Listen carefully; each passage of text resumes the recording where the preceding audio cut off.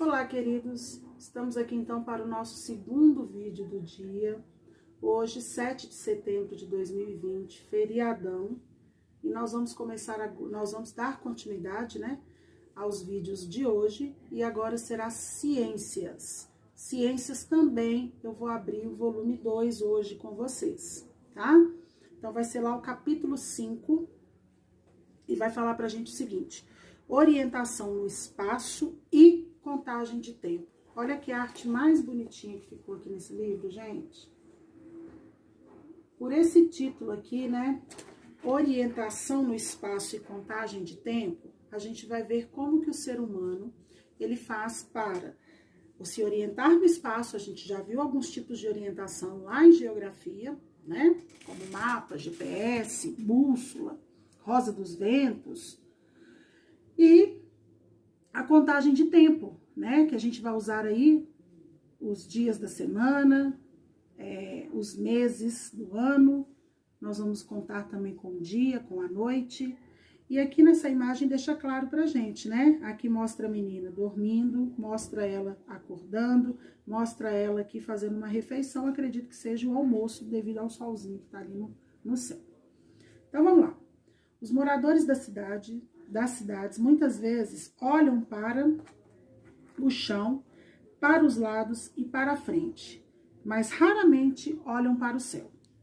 A maioria das pessoas pode nunca ter reparado em que lado o sol nasce e em que lado ele se põe, onde surge a lua e onde ela desaparece. Para ir de um lugar ao outro, as pessoas consultam mapas e outros recursos, mas geralmente não observam o céu. Da maneira parecida, as pessoas geralmente não olham para o céu para ter noção das horas. Não, né? Isso quem fazia eram os nossos antepassados, né? Que se orientavam muito bem pelo sol. Tinha até o relógio do sol, né? Hoje em dia, com todas essas tecnologias que tem aí a nosso dispor, inclusive celular, relógio de pulso, nós não olhamos para o céu para nos orientar sobre as horas, por exemplo. Então, não é um hábito da gente fazer isso. Mas como as pessoas do passado faziam para escolher seus caminhos e para contar o tempo? Como você faria para saber aonde ir sem a ajuda de mapas, GPS ou orientações dadas por outras pessoas? Como saberia que seu aniversário está próximo sem consultar uma agenda ou calendário? Neste capítulo, você vai aprender a se localizar e a contar a passagem do tempo observando o ambiente.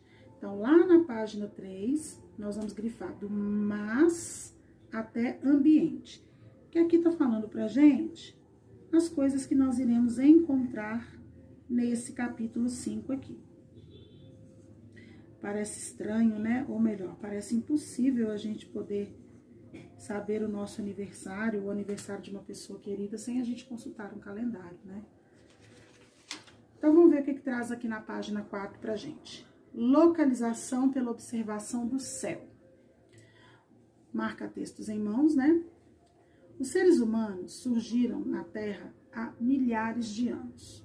E desde muito tempo atrás, descobriram que a observação do céu e de outros componentes do ambiente permitia que soubessem os caminhos e contassem o tempo. Imagine o passado em que um grupo de antigos humanos que se alimentavam de frutos, folhas e flores comestíveis e da caça, precisava estar sempre se deslocando atrás do alimento. Eram os nômades. Após perseguir um animal para caçá-lo, como o grupo de caçadores se orientaria para retornar ao lugar de onde saiu? Como marcar os caminhos em uma época em que não existiam mapas, GPS ou outras formas de representação do espaço? Uma forma de se orientar é usar como referência os locais do nascer e do pôr do sol. Ao longo do dia, o sol nasce em um lado, percorre um caminho no céu e se põe no lado oposto ao que nasceu. Esses lados são chamados de nascente e poente. Conhecendo esses locais, é possível ter ideia de onde se está e aonde se vai. Então, informação importantíssima aqui no terceiro parágrafo, nós vamos grifar de uma forma de se orientar até vai. Aqui tá falando pra gente, então, do lugar onde o sol nasce e do lugar onde o sol se põe. Chamado de nascente e chamado de poente. Nascente é o lugar onde ele nasce, poente é o lugar onde ele se põe. Certo? Conhecendo esses locais, é possível ter a ideia de onde se está e aonde se vai. Então, aqui, ó, tem uma arte aqui do lado, né, uma figura, tá mostrando pra gente, né, o ser humano aqui centralizado, tá mostrando pra gente que ele é o observador. Só que antes de eu falar aqui, vamos ver aqui esse outro capítulo que vai concluir aqui, esse outro parágrafo que vai concluir aqui pra gente entender direitinho. Esse movimento do Sol no céu é apenas aparente, já que o Sol não se move ao redor da Terra. Pelo contrário, é a Terra que se move em torno do Sol. Nós já vimos isso. O movimento aparente que observamos ocorre porque a Terra gira em torno de si mesma. Como estamos na Terra e ela está girando em um sentido, o Sol parece estar se movendo em outro sentido. Então, a gente vai grifar aqui, ó. De esse movimento até si mesma, tá?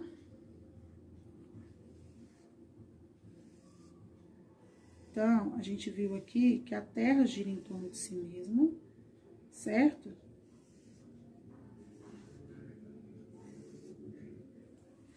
Então, a gente tem a impressão que é o Sol que está girando, mas não, é a Terra que está girando em torno de si mesma. Então, olha aqui, nós temos o observador, que é o ser humano. Então, à frente dele, nós temos o lado poente. E atrás dele, nós temos o lado nascente. Ou seja, nascente é onde o sol nasce. Poente é onde o sol se põe.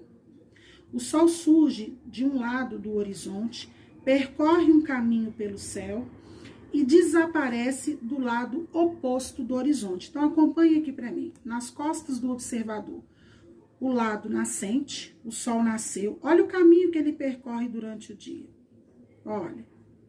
E ele vai nascer, vai se pôr do lado oposto. Então, ele nasceu de um lado, ele vai se pôr do outro.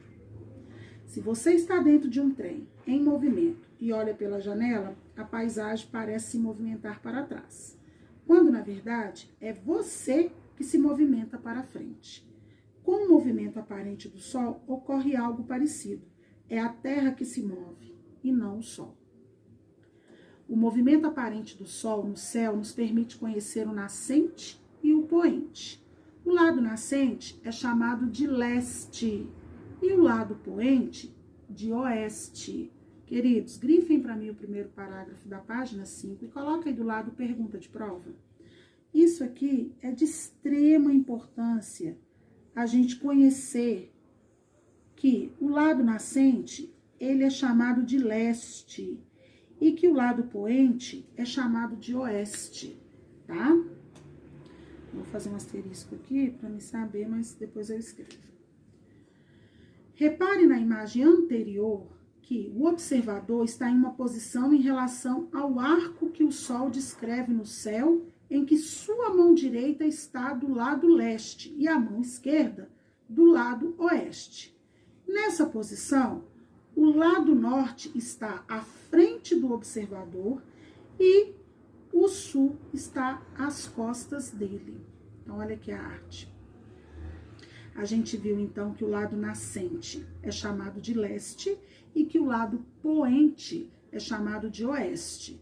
Então, aí, o lado nascente, né? Leste e o poente de oeste. E que a sua mão direita está do lado leste e que a sua mão esquerda está do lado oeste, certo? Então, dessa forma, o norte está à frente do observador e ao sul está às suas costas. Se você estiver de frente para o sol e apontar o lado leste com a mão direita, a sua mão esquerda apontará para o lado oeste. O lado norte estará à sua frente e o lado sul às suas costas.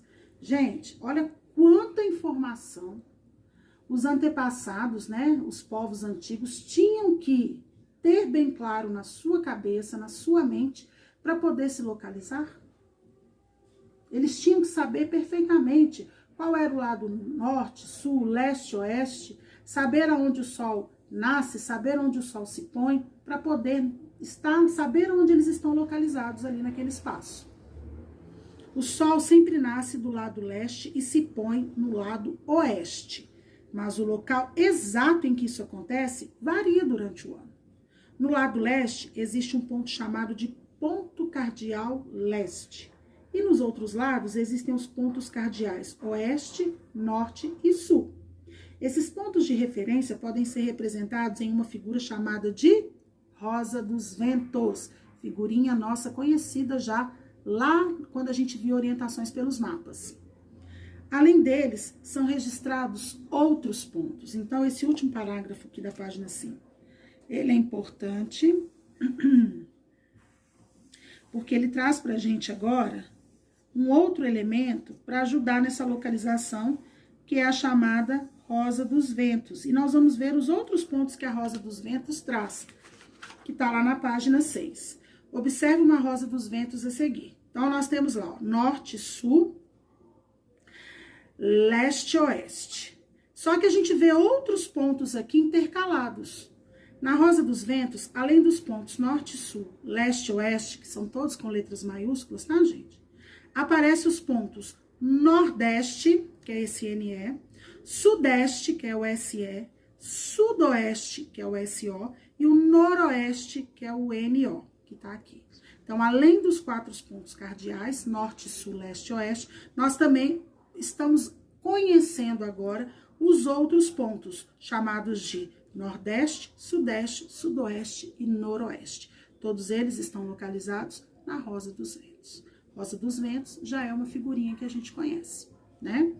Então, o que vocês vão fazer para mim? Vocês vão fazer o antes de seguir, que vai falar um pouquinho sobre localização, de posição, de mão direita, de mão esquerda, para vocês verem se a gente entendeu muito bem esse capítulo, tá? Essa abertura aí do volume 2.